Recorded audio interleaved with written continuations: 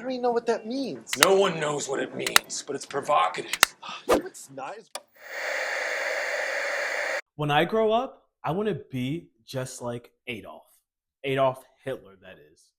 I've never heard anyone say such a thing. What I have heard is, no one has ever become poor by giving. A quote by Anne Frank. There was a time when I solely prioritized manifesting my dream. Today, my focus is awakening. I will allow my life to unfold naturally, let my soul deliver what's rightfully mine.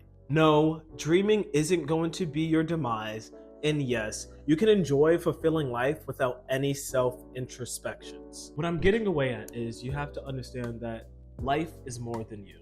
So we live in a reality which includes yourself. You create your reality, but there are other organisms and other entities that are within your life. We want to live for self, but go beyond self, okay? We understand that when we prioritize our life and we better our life, we are doing it for the greater good of humanity. So let's imagine running a marathon, right? Crossing the finish line is reaching your goal and your destination. As you're running the marathon, you have people who are handing you bottles of water.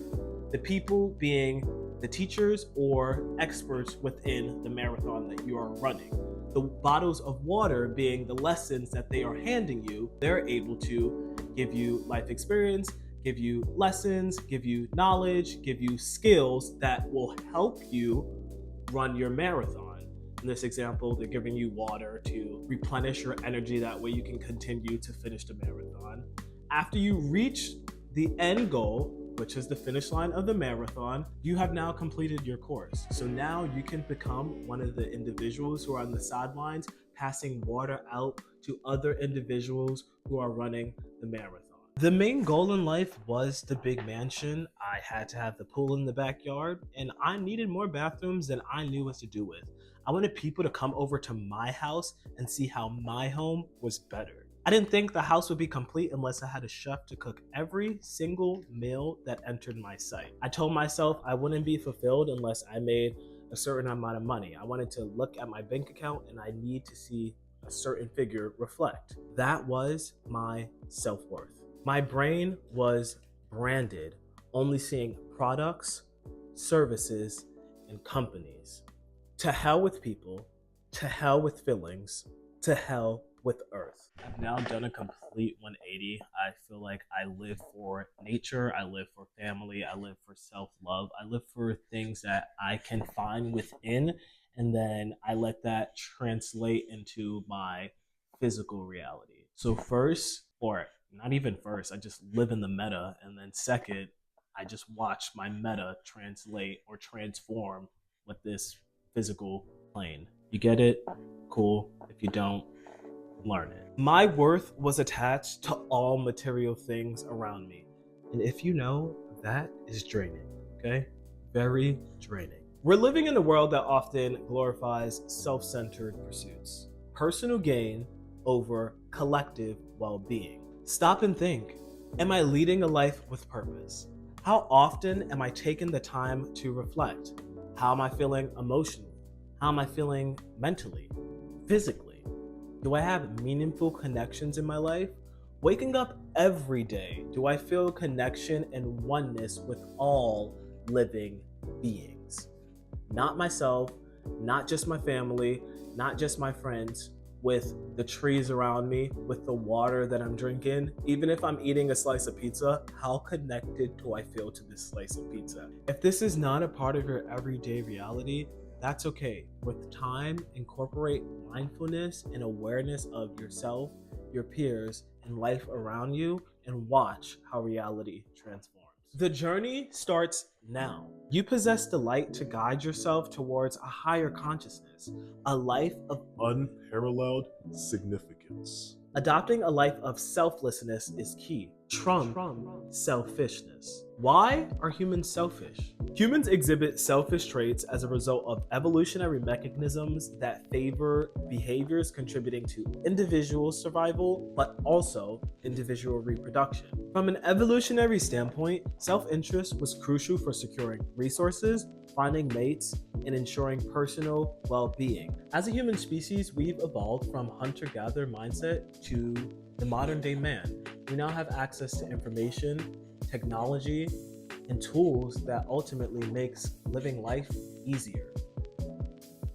Survival of the fittest is a lifestyle of the past. With the help of scientific evidence, we now know certain brain regions are rewarded when individuals engage in altruistic behaviors. I'm not a neuroscientist, nor am I a psychologist. I'm just here to produce the videos. You, my friend, Go do the deep diving. go do the research, watch YouTube videos, enroll in a course, go listen to a podcast, have conversations with your friends. You do that part. What I will say is engagement propelling altruism is associated with lower stress levels, increased happiness, and even enhanced immune functionality. Every day we are striving for a healthier life. Health is wealth. When your mind, body, and soul are healthy, you are wealthy. Who needs oxycodone when you have oxytocin? Selfless acts can trigger the release of neurotransmitters that are associated with positive feelings and well-being. So ultimately, doing kind things, doing gestures that are good and out of love, guess what? It makes you feel better. It makes you feel more loving. Engaging in such actions can induce the release of oxytocin, which we know as the love hormone. This promotes pro-social behavior, regulates trust and empathy, and helps with positive communication. Playing with animals, holding hands with a loved one, hugging family members, or even giving a stranger a compliment heightens the production of oxytocin levels within your neural network. Dopamine, also known as the happy hormone. Dopamine gives you feelings of pleasure, satisfaction, and motivation. Behaviors that lead to dopamine release will naturally want to be repeated by the mind and body. Completing a task and something as simple as eating food are ways to enhance your dopamine levels. We then have endorphins, nature's morphine. Endorphins induces a sense of well-being and leads to the reduction of stress, anxiety, and depression. Laughter, exercising, watching a comedy movie, and believe it or not, dark chocolate can promote the release of endorphins in your body. We then have serotonin, which is also known as the mood stabilizer. Serotonin helps control the muscles and how you move. It influences appetite and can regulate your mood. Meditating, walking in nature, sun exposure, and running are all simple ways to stimulate the rise of serotonin levels within your body. We call these four the feel-good hormones. While selfish traits may have evolutionary underpinnings, the human capacity for empathy, cooperation, and altruism is equally significant. Actions of extreme selfishness will illustrate nothing more than destructive consequences. For example, the big and bold Hitler. He pursued a path driven by selfish motives, leading to an immense suffering and the devastation we now know as World War II. In the event you don't know what World War II is, look it up. Also, let's keep in mind, Hitler committed. Now, was it because he didn't agree with his actions? I don't know. But regardless, the man offed himself. So, yeah, we don't want to fall along that path, okay? What we want is to connect with people, learn from different backgrounds, experience outside of our own understanding. Again, this is our world. We create our reality, but there are other entities and other people within this reality. So embrace it. Can't change it. Diversify your worth. Look at Facebook. It was created to be a community, a place where people can come together, find individuals who are like-minded, and share their story. Facebook is a place of positivity. Actually, wait. My point is your main intention is connection. Understand that. We crave understanding. We crave connection. Selfish versus selfless. Being selfish refers to the act of prioritizing your own needs, interests, and desires over those of others, often without consideration of their well-being. It involves lack of concern or the impact your actions may have on others. In better words, there's always I and no need for a team. Imagine a person who's constantly taking more than their fair share. They're never considering others when it comes to food, money, or time. All resources are for them to have and them only. They focus only on their own feelings and their own desires, sometimes even using manipulation and deceit to achieve personal gain at the expense of others, with no regard of consequence. When compromise is offered, they refuse. My way or the highway. Don't be the individual who's stuck in their own way or who has conversations for the sake of, listen to me, I'm right. Be open, be malleable, be flexible. This is how you grow. This is how you dive into new opportunities and you take risks. If you are an individual who's fixated only on his own opinion, it's going to lead you to a dead end. Remember, the path is infinite. Remaining open allows for the transmutation of your reality. Ever seen the movie The Wolf of Wall Street? It's a real life depiction of Jordan Belfort's life portrayed by Leonardo DiCaprio. If you haven't seen this movie, highly recommend. Stellar cast. This is one of my favorite movies of all time. It is so good. It's 3 hours, but nonetheless, it's really good. A 3 hour movie is a good movie, in my opinion. We're watching Leonardo DiCaprio or Jordan Belfort rise to the power in the world of finances by selling stocks.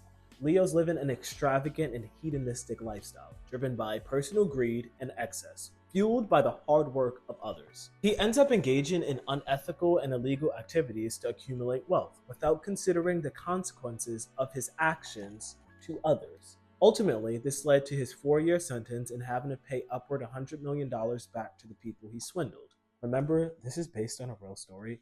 Jordan Belfort is still alive to this day. Don't be a Hitler. Don't be a Belfort. Don't kill. Don't steal. You're only allowed to lie. Again, you're only allowed to lie. Being selfless is a totally different reality.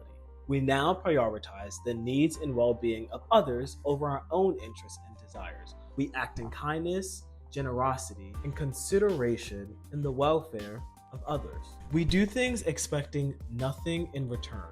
We need to be willing to share our resources, our time, knowledge, and efforts for the benefit of humanity. Have compassion and empathy. Take the time to understand and share the feelings of others. Put forth the energy to alleviate individuals from suffering and support them emotionally. Honestly, just sending someone a thinking about you text message can save them from themselves. You never know. Reach out to your friends, reach out to your family. Connection is important. Within every decision I make, I consciously think, will this align with others' needs and interests? Understanding, if not, the sacrifice for my own personal satisfaction may be necessary in order to uphold the greater good of the experience. Leading a meaningful life is subjective and can depend on the individual's values and beliefs. However, many philosophical and spiritual traditions emphasize the virtues of selflessness and how it's a path towards fulfillment and purpose. Gain meaningful connections, contribute to the greater good, gain purpose. In this game of life, when you understand your purpose, it's like finding the hidden treasure map. It leads you on a path of fulfillment, happiness. You see it within your connections with your peers, with your family. Ultimately, your life is more quality. Understanding your purpose makes life more enjoyable. You want to wake up each day and make it a good day. Can I be selfless and still prioritize myself? Leading a path for the greater good involves a holistic approach that considers both the individual's well-being and the well-being of others. There must be a balance between selflessness and self-care. Contribute to humanity while fostering your own personal growth and fulfillment. It's always more fulfilling when you have experiences to share with other people. I feel good when, of course, I feel good and there's good in my life, but when I'm able to share that good with other people, I love having an experience that I'm able to bring in people with me. I went skydiving one time and I went skydiving with someone that was really close to me, but I have felt fulfilled skydiving myself, yes, it was one of the most thrilling experiences I've ever had in my life. Again, most thrilling experience I've ever had in my life. But it was more pleasurable being that I was able to share that experience with another individual. I was able to see from a bird's eye view the reaction to the actual experience. And with watching that reaction, that allowed me to truly see how fulfilling that experience was. If I would have went skydiving myself, of course, it was thrilling. I jumped out of a plane, but in 10 minutes, it may have just gone away. After I went skydiving, we had a conversation with it. We went to dinner. We talked about the experience. It's a memory that I shared with someone that we have for the rest of our life together. Ultimately, that's fulfillment. Neglecting yourself or abandoning self love is neither selfish or selfish. That's called self hate. We want to refrain from that reality. Instead, we understand it is essential to practice self compassion. Treat yourself with the kindness and the understanding you would like to extend to others and be dealt. Water your life with the feelings of gratitude. With time, the seed of many fruitful, positive moments will begin to blossom. Educate yourself and stay informed about social and environmental issues. You'll then make informed decisions that contribute to the greater good. Knowledge empowers. Celebrate the success of those around you. Motivate and support your inner circle and community. Establish boundaries for maintaining a balance between helping others and taking care of self. It's okay to say no. Having a conversation with my brother one day, he said to me, "Comparison is a thief of joy and the nucleus of toxicity." Listening to him, I understood I need to welcome my strengths without regard to others. I need to cherish my moments without reference to another. Empower yourself by uplifting others, for strength lies in shared victories. Let's extend our hands and bring others along. Survival of the fittest doesn't have to mean I win, you lose. It can mean we win, we move. Upward, that is. We don't want to digress. We don't want to lose our progress and start all over. Let's not do that. Spread the message, serve the greater good, and remember, alone we can do little. Together, we can do much more.